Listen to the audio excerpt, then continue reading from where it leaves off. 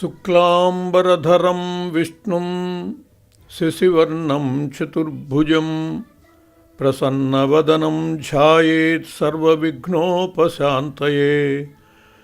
ఆపదామపహర్తారం దాతారం సర్వసంపదాం లోకాభిరామం శ్రీరామం భూయో భూయో నమామ్యహం. అయోధ్య మొన్నటి వరకు ఓ వివాదాస్పద ప్రాంతం. సుప్రీంకోర్టు తీర్పు అనంతరం అయోధ్య బాబ్రీ మసీదు స్థానంలో భవ్య రామమందిర నిర్మాణం పూర్తయింది. ఇక ఎప్పుడెప్పుడా అని ఎదురు చూస్తున్న రామమందిరం ప్రారంభం తేదీ కూడా ఖరారైంది. అయితే ఈ రామమందిరానికి మన తెలుగు రాష్ట్రాల వారికి దేశంలో ఎవరికీ దక్కని అద్భుత అవకాశం దక్కింది. మర్యాద పురుషోత్తముడు మనుష్యులకు ఎలా జీవించాలో నేర్పటం కోసమని అవతరించినటువంటి ఆ శ్రీరామచంద్ర ప్రభు యొక్క జన్మస్థలంలో అయోధ్యలో ఆ బాలరాముని ప్రతిష్టని గురించి అందరూ కూడా ఎదురు చూస్తూ ఉన్నారు. ప్రపంచమంతా కూడా ఎదురు చూస్తూ ఉన్నది. చాలామంది దేవుళ్ళు ఉంటారు, కానీ వాళ్ళందరూ కంటే కూడా ప్రత్యేకత శ్రీరామచంద్రునిలో ఉన్నది. ఆయన గ్లోబల్ గాడ్ అంటారు. ఎందువల్లంటే థాయిలాండ్, ఇండోనేషియా మొదలైనటువంటి దేశాలన్నింటిలో అసలు రాముడు వాళ్ళవాడే అని చెప్పి కూడా తలుస్తూ ఉంటారు. ప్రపంచ భాషలు అన్నిటిలో కూడా ఆ రాముని చరిత్ర రామాయణం అనువదింపబడ్డది. కాబట్టి ప్రపంచవ్యాప్తంగా అన్ని దేశాల అన్ని భాషల వాళ్ళు కూడా ఆ రాముని యందు ఒక ప్రత్యేకమైనటువంటి గౌరవాదరాలు కలిగినటువంటి వాళ్ళు. అయోధ్యలో రామ మందిరం తలుపులు, రాముల వారి పాదుకలు తెలంగాణలోని హైదరాబాదులో తయారైతే మూల విరాట్ విగ్రహమైన రాముడి పాదపీఠం కింద ప్రతిష్ఠించనున్న రామ మహాయంత్రాన్ని ఏపీలోని గుంటూరు జిల్లా తెనాలి ప్రాంతానికి చెందిన చిదంబర శాస్త్రి వారు యంత్రాన్ని తయారు చేసి అయోధ్యకు చేర్చారు. అసలు ఆ యంత్రం యొక్క గొప్పతనం ఏంటో ఒకసారి తెలుసుకుందాం.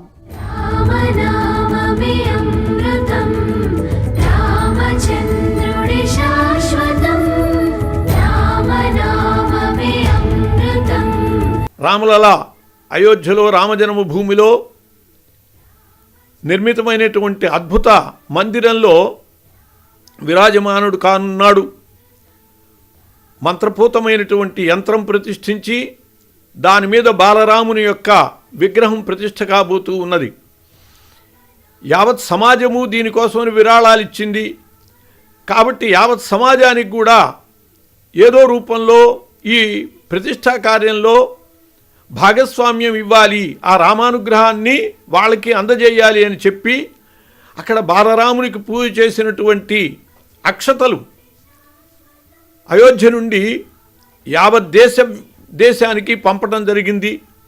అవి రాష్ట్రాల నుంచి జిల్లాల నుంచి మండలాల నుంచి గ్రామాలు, అలా గ్రామాల నుంచి ఇంటింటికి ఈ 1వ తారీఖు నుంచి అందరికీ కూడా ప్రతి వ్యక్తికి అంది అవి వాటిని ధరించి ఆ శ్రీరాముని యొక్క ప్రతిష్టా కార్యక్రమాన్ని చూడాలి, ఆ రామానుగ్రహాన్ని పొందాలి అని చెప్పి ఆదేశం.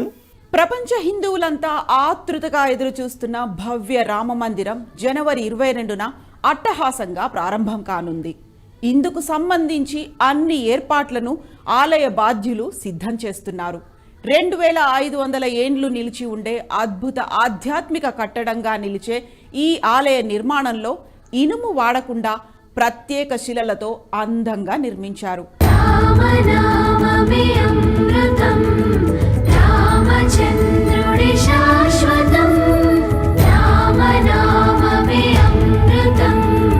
ప్రపంచంలోనే 3వ అతిపెద్ద హిందూ ఆలయంగా, భారతీయ సంస్కృతి వారసత్వాలకు నిలువెత్తు రూపంగా రామమందిర నిర్మాణం జరిగింది. ప్రపంచంలోనే అత్యంత అద్భుత నిర్మాణాల్లో ఒకటిగా చెప్పుకుంటున్న జగదానందకారకుడి మందిర విశేషాలు తనివి తీరా చూడాల్సిందే, నయనానందం పొందాల్సిందే. అంతటి గొప్ప నిర్మాణం ఈ ఆలయం. రామచిలక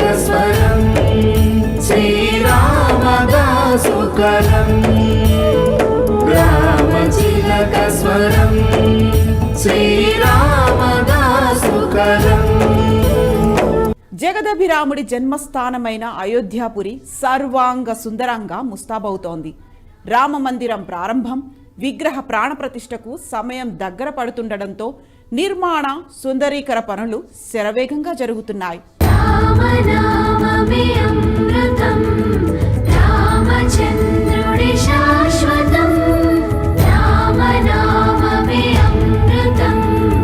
ఆలయ నిర్మాణంలో వివిధ రాష్ట్రాల కళాకారులు, కార్మికులు పాలు పంచుకుంటున్నారు. దేశ విదేశాల నుంచి ఆలయానికి, శ్రీరాముడికి విశిష్టమైన కానుకలు కూడా వస్తున్నాయి. రామమందిర డిజైన్ 1989లోనే రూపుదిద్దుకుంది. దేవాలయాల ఆకృతులను రూపొందించడంలో నిష్ణాతులైన సోంపురా కుటుంబీకులు ఈ డిజైన్ను అందించారు.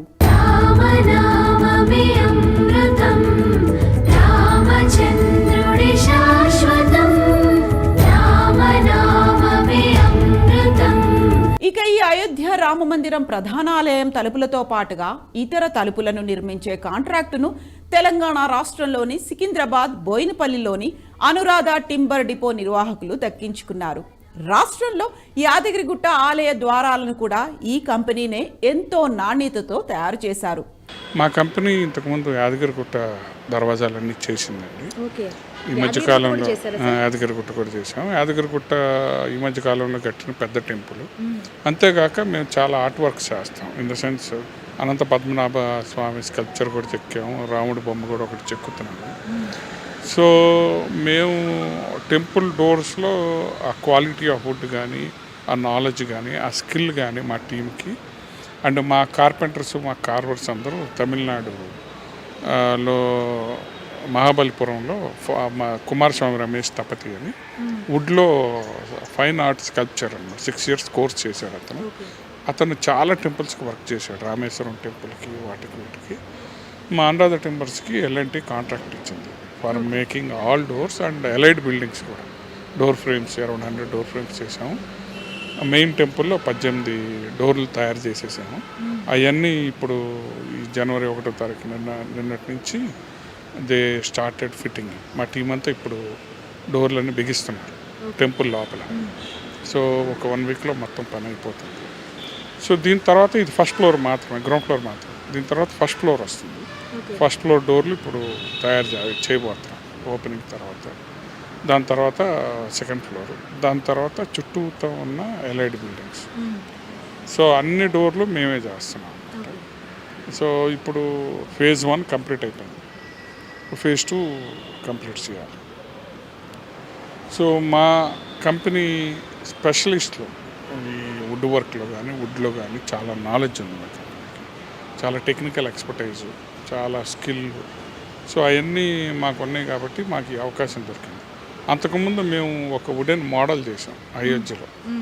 మందిరం మొత్తం ఎలా రాబోతుంది అనేది ఒక మోడల్ వుడ్తో చేసి 2 years బ్యాక్ అయోధ్యలో టెంపుల్, ఇప్పుడున్న టెంపరీ టెంపుల్ ఒకటి పెట్టారు.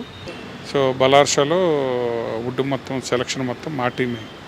ఆ సామిల్లో కూడా మా టీమే పనిచేసింది. హౌ టు ప్రాసెస్ అనే దానిలో కూడా మేమే ఇన్వాల్వ్ అయ్యాం. తర్వాత వుడ్ సెలక్షన్ బలార్షాలో అయిపోయింది. దాని నుంచి సీజనింగ్ చేసాము. సీజనింగ్ చేసి అక్కడి నుంచి అయోధ్య తీసుకెళ్ళి అక్కడ మేము మిషనరీ సెటప్ చేసాం. మొత్తం ఫ్యాక్టరీ సెటప్ చేసి ఫ్యాక్టరీలో అన్ని డోర్లు తయారు చేసాం. సో ఆ తయారు చేసిన డోర్లన్నీ మా టీం ఉంది ఇన్స్టాల్ చేస్తాం. సో అది కూడా ఒకసారి ఇన్స్టాల్ చేస్తే పర్మనెంట్గా ఉండాలి కాబట్టి అన్ని కేర్లు తీసుకుంటాం. ముందు ఒకసారి ఇన్స్టాల్ చేసి డ్రై ఫిట్ చూసుకొని, దాని తర్వాత కాపర్ వేసి, కాపర్తో కూడా ఫిట్టింగ్ సరిగ్గా ఉందా లేదా చూసుకొని ఫైనల్లో గోల్డ్తో ఇన్స్టాల్ చేస్తాం. అంటే ఏంటి, ఒక కలపతో కాకుండా దాని మీద పైపూత కూడా మీరే ఏర్పాటు చేస్తున్నారు? లేదండి, ఆ పైపూట వేరే కంపెనీ చేస్తుంది. సో కలపతో డోర్లన్నీ మేము చేసాము. కాకపోతే పైపూట మేము చేసిన డోర్ మీదే వాళ్ళు మెజర్మెంట్స్ తీసుకొని వ్యాక్స్తో దాని మీద కాపర్తో తయారు చేసి కాపర్ మీద గోల్డ్ కోటింగ్ వేస్తున్నారు. ఇక రామయ్యకు తాను కలియుగ భరతుడిని అంటూ హైదరాబాద్కు చెందిన చల్లా శ్రీనివాస శాస్త్రి శ్రీరాముడి పాదుకల సాక్షిగా రాజ్యాన్ని పాలించిన భరతుని స్ఫూర్తితో బంగారు పూత పూసిన 9 కిలోల వెండి పాదుకలను సమర్పించారు. ఇది అక్కడ ప్రతిష్టాపన చేసే విగ్రహానికి శిలా విగ్రహము. ఆ శిలా విగ్రహానికి సంబంధించిన పాదుకలు కావు ఇవి. కావంటే దానికి మ్యాచ్ అయ్యేటట్టు, దాన్ని కూర్చునేటట్టు దాని కొలతలు ఉండవు.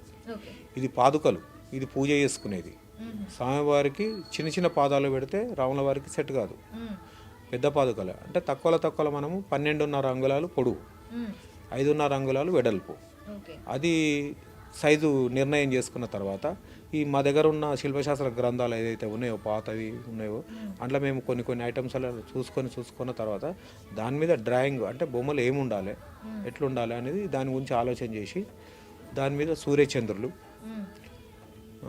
శంకు చక్రము, ఏనుగు, ఆవు, తర్వాత విల్లు, ఒక కత్తి, ఒక అంకుశం, తర్వాత పద్మాలు, తర్వాత కలశం.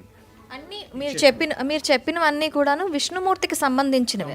అంటే మరి రాముల వారు కూడా విష్ణు సంప్రదాయము, తర్వాత వచ్చేసి ఆయన వర్గానికి సంబంధించిన ఉన్నది కనుక మనం అవే వాడవలసి వస్తుంది. శివ సాంప్రదాయానికి వచ్చేటి వాడటానికి కొన్ని వీలు పడదు. శివ సాంప్రదాయంలో ఉన్న ఐటమ్స్ కూడా విష్ణు సాంప్రదాయంలో ఉంటాయి, విష్ణు సాంప్రదాయంలో కూడా శివ సాంప్రదాయంలో ఉంటాయి. ఇప్పుడు శివుడికి నాగపడిగా అంటే మన సర్పము ఆభరణంగా ఉంటుంది. అదే సర్పము విష్ణుమూర్తికి శేషపాంపు కూడా ఉంటుంది. అంటే రెండిట్లలో కూడా కలిసి ఉంటాయి, అట్లా ఇబ్బంది ఏమి ఉండదు. అయితే దీంట్లో మనకు కావాల్సిన ఈ దశావతారాలు ఉన్నది కూడా తీసేసుకొని ఇదంతా డ్రాయింగ్ పేపర్ మీద కంప్లీట్ చేసిన తర్వాత ఇది మనం ఈ ఫౌండేషన్ వాళ్ళకి పంపించినాం. సార్ మరి ఇట్లా చేసినాము, దాన్ని మరి ఎట్లా ఉంది చూసుకుంటారా ఒకసారి అని అడిగినాం. అంటే సరే ఇది ఓకే అంత బాగుంది, కొలతలు కూడా కరెక్టే ఉన్నాయి, దీన్ని మీరు వర్క్ స్టార్ట్ చేసుకోండి అని. అప్పటికే మాకు 1 నెల దాటిపోయింది. అంతేకాదు ఆంధ్ర ప్రాంతం కూడా రాములోరి సేవలో పాలు పంచుకుంది. రామ విగ్రహం అడుగున ప్రతిష్ఠించనున్న బంగారు యంత్రం ఏపీ నుంచి అయోధ్యకు వెళ్ళింది. గుంటూరు జిల్లా తెనాలి వాసులకు ఇదొక గొప్ప అదృష్టమని చెప్పాలి. ముఖ్యంగా దేవాలయంలో చాలా కీలకమైనటువంటి అంశం యంత్రం. విగ్రహం కంటే కూడా యంత్రం ముఖ్యమైనది. ఎందువల్లంటే తిరుపతి వెంకటేశ్వర స్వామి కంటే కూడా పెద్ద విగ్రహం మనం చేయించవచ్చు. వెంకటేశ్వర స్వామి విగ్రహం అది మన ఇంటి దగ్గర పెట్టి అందరినీ రమ్మంటే ఎవరూ రారు, తిరుపతికే వెళతారు. ఎందువల్లంటే విగ్రహం యొక్క పెద్దతనము అందము కాదు, దాని కింద ఉన్నటువంటి యంత్రబలం, ఆ యంత్రబలాన్ని బట్టే ఆ మూర్తిలో శక్తి వస్తుంది, అనుగ్రహించేటటువంటి శక్తి వస్తుంది. 2014 నుంచి 9 ఏళ్లుగా ఆ యంత్రానికి అక్షర లక్షలు, శ్రీరామ మంత్రము షడక్షరి మంత్రం అంటారు, రామతారక షడక్షరి అంటే 6 అక్షరాల మంత్రం అది. కాబట్టి 6 కోట్ల అనుష్ఠానం. ఏ దేవాలయానికి కూడా ఇంత అనుష్ఠానం జరగదు. అలా పెద్దల ఆదేశం ప్రకారము ఆ యంత్రానికి అనుష్ఠానం జరపటము, పెద్దల యొక్క పిలుపు మేరకు అక్టోబర్లోనే వెళ్ళి ఆ యంత్రాన్ని ఇచ్చి రావటం జరిగింది. అయోధ్యలో రామ మందిరం నందు రాముడి పాదపీఠం కింద ప్రతిష్ఠించనున్న రామ మహాయంత్రాన్ని చీరాలకు చెందిన చిదంబర శాస్త్రి బంగారంతో తయారు చేయించారు. ఈ యంత్రానికి ఇప్పటి వరకు 14 కోట్ల రామనామ జపంతో పూజలు చేశారు. అయోధ్య రాముడి గర్భాలయం మూల విరాట్ కింద ప్రతిష్ఠించబోతున్న రామ మహాయంత్రాన్ని తెనాలి ప్రజల కోసం రామ భక్తుల సందర్శనార్థం అంగలకుదురు దాసకుటిలో సందర్శనకు ఉంచారు. యుద్ధాలు చేసి సాధించుకున్నటువంటి ఆ రామజన్మభూమిలో ప్రతిష్ఠ జరిగేటటువంటి ఈ పర్వదినం మరొక దీపావళి. కాబట్టి ఆ ప్రతిష్ఠ రోజున జనవరి 22వ తేదీ, జనవరి 22వ తేదీ అంటే మామూలుగా తెలుగు వారికి చాంద్రమా వాళ్ళకి పుష్యమాసం కాబట్టి ఇది శూన్యమాసం కదా అని అనుమానం వస్తుంది. కొందరు అడిగిన వాళ్ళు కూడా ఉన్నారు. అయోధ్యలో చాంద్రమానం కాదు, అది బార్హస్పత్యమానం అంటారు. అప్పటికి వాళ్ళకి మాఘమాసం వచ్చింది, చాలా అద్భుతమైనటువంటి ముహూర్తం అది. ఆ ముహూర్తంలో జరిగేటటువంటి ప్రతిష్టని అందరం చూడటమే కాకుండా ఆ రోజున ప్రతి ఇంటా కూడా 5 దీపాలు వెలిగించి దీపావళిని చేసుకుని ఆ శ్రీరామచంద్రుని యొక్క ప్రతిష్టా కార్యక్రమాన్ని అద్భుతంగా అందరం పాలు పంచుకోవాలి అని చెప్పి పెద్దలు ఆదేశించారు. అయితే ఆ మహాయంత్రాన్ని కనులారా చూడ్డం వారి అదృష్టమనే చెప్పాలి. ఎందుకంటే అయోధ్యలో రామ మందిరం ప్రారంభం తర్వాత రాముణ్ణి మాత్రమే చూడగలుగుతాం, కానీ రాముడి పాదపీఠం కింద ప్రతిష్ఠించబోయే రామ యంత్రాన్ని మాత్రం దర్శించుకోలేం. ఈ యంత్రాన్ని దర్శించుకోవడం చాలా అదృష్టమని చూసిన వాళ్ళు ఆనందం వ్యక్తం చేస్తున్నారు. మహనీయుల యొక్క సమక్షంలో జరిగేటటువంటి దాన్ని అందరం కూడా దర్శిద్దాం, ఆ రామానుగ్రహానికి పాత్రలమవుదాం. మర్యాద పురుషోత్తముడు ధర్మస్వరూపుడు అయినటువంటి రాముని యొక్క ప్రత్యేకత ఇప్పటికి కూడా రాజకీయ నాయకులు మేము రామరాజ్యం తెస్తాము అని చెప్తూ ఉన్నారు అంటే దాన్ని